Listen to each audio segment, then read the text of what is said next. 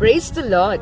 ஏசாயா 30:23 அப்பொழுது நீ நிலத்தில் விதைக்கும் உன் விதைக்கு அவர் மழையையும் நிலத்தின் பலனாகிய ஆகாரத்தையும் தருவார், அது கொழுமையும் புஷ்டியுமாய் இருக்கும். அக்காலத்திலே உன் ஆடு மாடுகள் விஸ்தாரமான மேய்ச்சலுள்ள ஸ்தலத்திலே மேயும் என்று சொல்லி வாசிக்கிறோம்.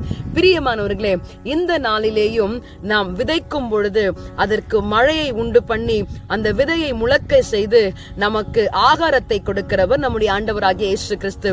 தம்முடைய வார்த்தையினாலே இந்த உலகத்தை படைத்தவர், தம்முடைய வார்த்தையினாலே புல் பூண்டுகளை விதைகளையும் உருவாக்கினவர். நம்மை போஷிக்கும்படியாக தேவன் செய்த இந்த காரியத்தை இந்த நாளிலே விதைக்கிறவனுக்கு விதையையும் புசிக்கிறதுக்கு ஆகாரத்தையும் கொடுக்கிறவரை ஆராதிக்க விட்டுக் கொடுப்போமா? Praise the Lord.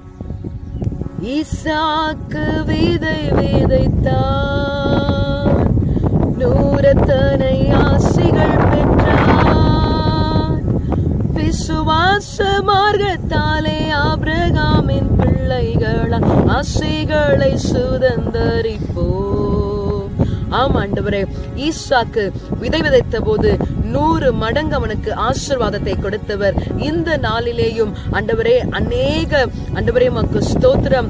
விவசாயிகள் ஆண்டவரே, நாங்கள் போஜனங்களை சாப்பிடும்படியாக எங்களுக்கு விதைத்திருக்கிற ஒவ்வொரு கரங்களையும் நீர் ஆசீர்வதிக்கும்படியாய் ஜெபிக்கிறோம்.